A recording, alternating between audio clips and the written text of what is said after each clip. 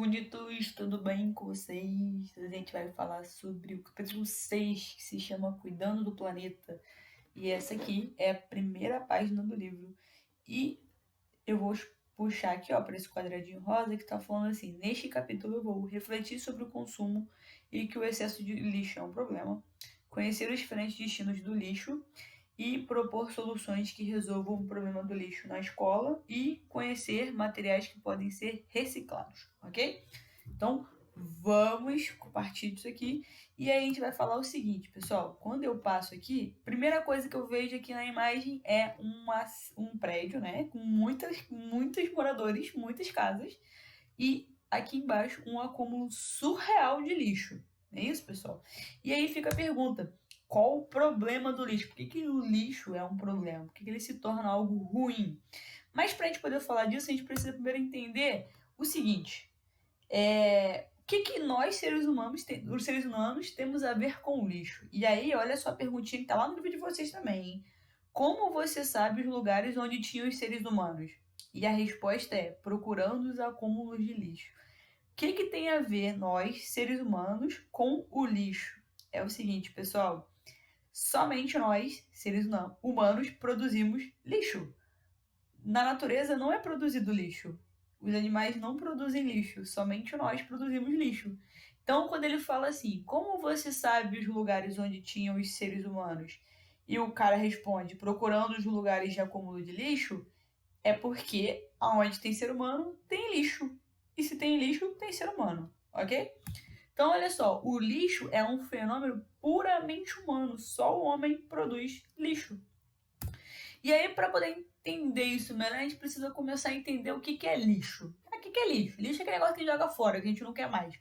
Isso aí, ó, o lixo corresponde a todos os resíduos, tudo, qualquer coisa que a gente não vai usar mais, gerados pelas atividades humanas, que é considerado sem utilidade e que entrou em desuso, ou seja, não tem mais serviço pra gente. Então, tudo aquilo que quebrou, parou de funcionar, não tem mais nenhuma utilidade, a gente chama isso de lixo.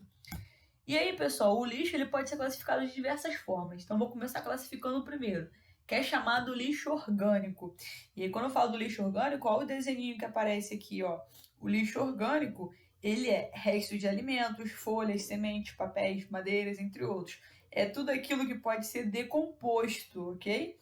Então, é todo o resto de material que a gente se alimenta, que tem a ver com a vida, né, no caso. E aí, lembrando que a lixeirinha que fala sobre o lixo orgânico é a marrom, ok? Então, continuando. O lixo também pode ser classificado como inorgânico. E esses podem ser recicláveis ou não. Então, olha só, quando eu falo do lixo inorgânico, eu estou falando do plástico, dos metais, dos vidros. É tudo aquilo que não tem a ver diretamente com a vida, ok? Então, lembrando lá das lixeirinhas vermelha, amarela, azul, a gente ainda vai chegar nelas, mas lembrando disso. Outra coisa também que o lixo pode ser classificado é como lixo tóxico, que são as pilhas, baterias, tintas. Pessoal, pilha e bateria não pode ser descartado de qualquer jeito. Você não pode jogar isso aqui na lata do lixo. Tem um lugar específico para poder fazer o recolhimento desses materiais, ok? Porque ele é tóxico. Outro tipo de lixo que é altamente tóxico, chega a ser mais tóxico do que o lixo anterior, são os lixos nuclear, quem lembra de Chernobyl, e o lixo que é hospitalar, é aquele produzido no hospital, que é basicamente seringas, tem a ver com agulhas, tem a ver com materiais que podem estar contaminados, por exemplo, com algumas doenças, ok? E aí, para quem não sabe, o lixo hospitalar ele é classificado como branco, a lixeirinha branca. Vamos lá. O que são materiais biodegradáveis? É muito importante a gente saber disso.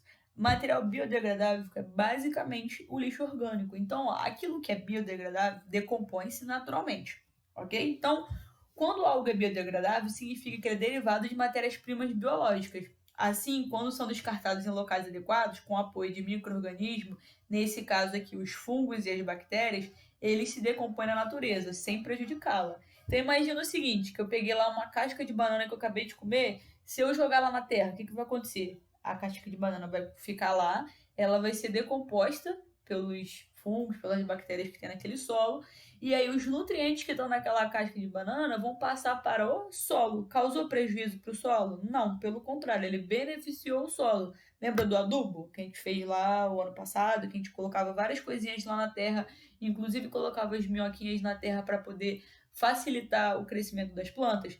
Então, toda vez que eu tenho um material biodegradável, é uma coisa que vai poder se decompor naturalmente, ou seja, pela ação dos vírus e das bactérias que já existem lá naquele local, e que não vai causar prejuízo para a natureza, ok? Pelo contrário, ele vai fazer com que os nutrientes que existem naquele material, imagina assim, um prato de comida, um animal que morreu, vai pegar os nutrientes que existem naquele material e vão fazer com que eles retornem para o solo.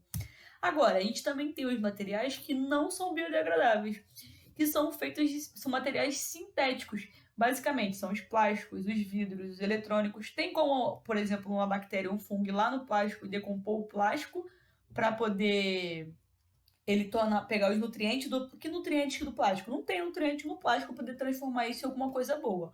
Ok? Então, plástico, vidro, eletrônico, metal, pilha, tudo isso não é biodegradável, ou seja, não tem como retornar com os nutrientes para a natureza, não tem como lá se decompor a tal ponto de não prejudicar a natureza. Pelo contrário, a gente sabe que plástico, vidro, eletrônico demoram centenas de anos, até milhares de anos para poder sair de lá. Então eles não se decompõem naturalmente. E ainda tem um problema maior, vou mostrar umas fotos agora para vocês, bem difíceis essas fotos aqui, pessoal. Dá uma olhadinha o que acontece aqui. Se esse lixo é descartado na natureza, olha só a quantidade de plástico que é descartado. Ele ainda pode prejudicar os animais marinhos. Olha a tartaruga com crescimento prejudicado porque ela ficou grudada dentro de um plástico. E aqui, ó, a carcaça, ou seja, o restante de uma ave, que o conteúdo estomacal estava cheio de... Dentro do estômago... Isso aqui, pessoal, é uma ave. E dentro do estômago dela tá cheio de plástico, porque ela engoliu coisa que ela não deveria. Sem contar que causa todo tipo de poluição. Olha essa imagem aqui, o cara entrando na lagoa, no rio, sei lá. Olha a quantidade de lixo que tem aqui no cantinho. Então, pessoal, ó, pergunta, você sabe para onde vai o lixo da sua casa? Beleza, vai lá pro caminhão do lixo, né? Você põe lá na rua, o caminhão, o cara do lixo passa e pega e leva. E depois, vai para onde esse lixo, hein? Pergunta. É o seguinte, pessoal, esse lixo pode ser destinado para vários lugares. Então, vou começar falando sobre o primeiro. O primeiro deles é o lixão. O que é isso? É um lugar onde as pessoas depositam a céu aberto, ou seja, olha aqui, ó, como é que tá o céu aqui aberto? O lixo. Tem algum tipo de tratamento? Não, nenhum. O lixo fica largado lá em algum espaço.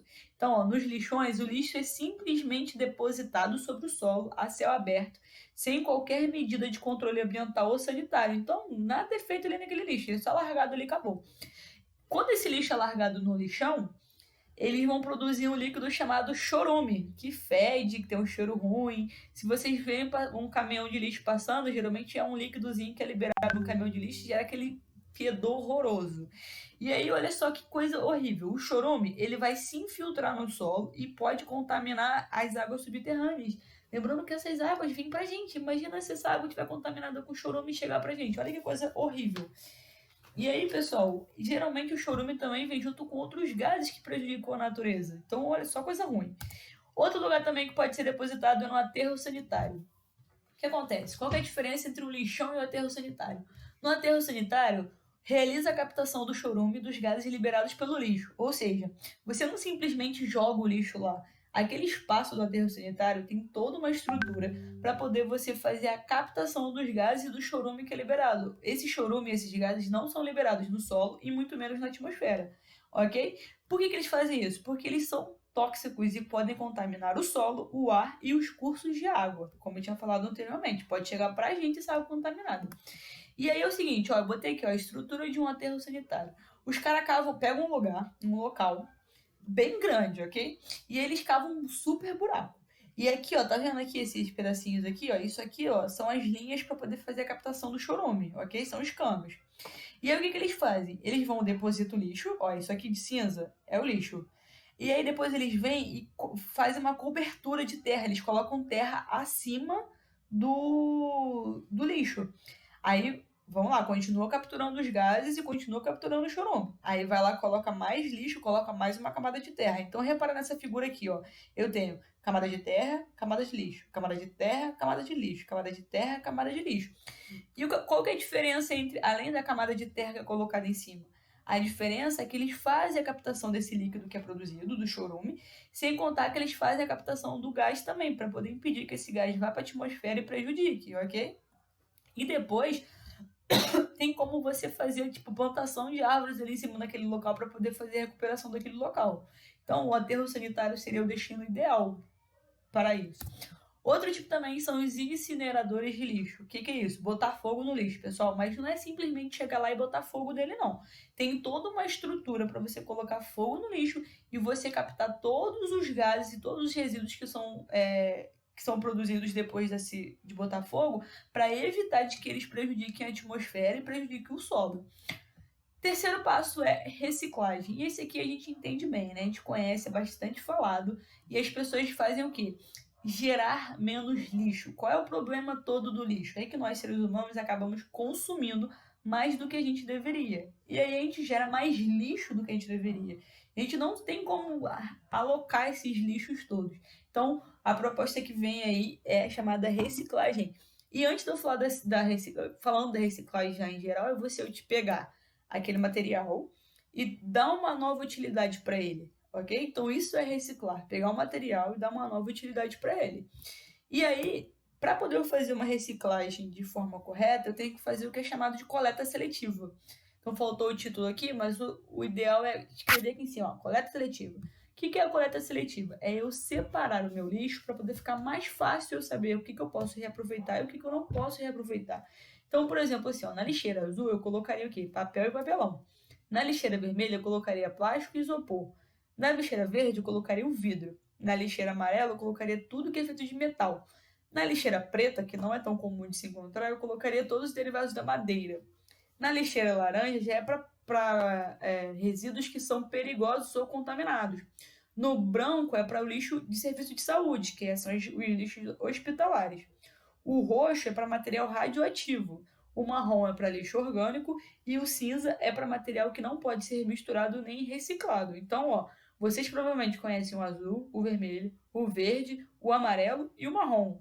Os outros aqui já não são tão mais comuns de encontrar, o preto, o cinza, ok? Mas saibam que tem todas as separações aí para quê?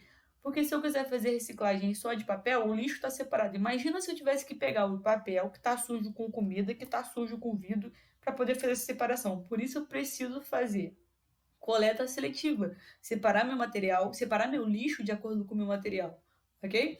E aí, dando continuidade nessa ideia de reciclagem, existe uma coisa chamada os 5 R's da sustentabilidade, que são 5 maneiras, são 5 atitudes que começam com R, e o objetivo dela é fazer com que a gente gere menos lixo e que a gente tenha um pensamento crítico em relação a isso, para poder evitar de prejudicar o meio ambiente. Então, quais são os 5 R's da sustentabilidade?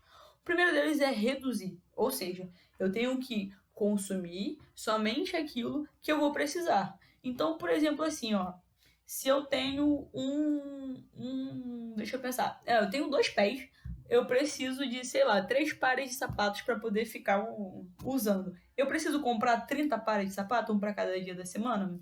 Fica aí a dúvida. É você reduzir, é diminuir o quanto você está gastando, ok? O próximo é reutilizar. É fazer uso contínuo de várias coisas. Então, se eu usei uma vez, eu posso usar outra. O pessoal gosta muito de falar, fala de roupa. Então, hoje quero falar de roupa. Imagina o seguinte, ó. Ah, mas você está usando a mesma roupa, já usou a mesma roupa várias vezes. Gente, existe uma coisa chamada máquina de lavar, para poder limpar a roupa e a gente usar de novo, ok? Então, reutilizar é usar novamente. Reciclar, a gente já falou no slide anterior, é dar uma nova função. Então, por exemplo, assim, eu ia jogar essa garrafa fora, mas eu posso dar uma função nova para essa garrafa. Então, eu vou fazer isso. Ao invés de eu gerar isso como lixo, eu transformo ela em um outro objeto que vai ter uma função diferente. Recusar. Recusar é muito importante. Você deixar de, por exemplo, assim, você sei que aquela empresa, ela tem um produto que é maneiro, mas a empresa polui o meio ambiente, a empresa não cuida do meio ambiente, a empresa não tem essa visão. Então eu vou me recusar a utilizar produtos daquela empresa, porque se ela não está tendo a consciência disso e eu não posso cometer o mesmo erro que ela, que é usar dela sem ela estar cuidando da natureza, por exemplo. E o próximo, e talvez um dos mais importantes, é o repensar. é começar a repensar nossas atitudes em relação a todos esses outros R's aqui. Como é que a gente está fazendo para reduzir? Será que a gente está reduzindo realmente? Será que a gente está reutilizando? Será que a gente está reciclando? Será que a gente está recusando? Então, ó, repensar é muito importante, porque você tem a ideia do que você realmente está fazendo ou não está fazendo e deveria estar fazendo. Ok, pessoal? Então, só dando uma pincelada aí sobre os 5 R's da sustentabilidade. Dúvidas, me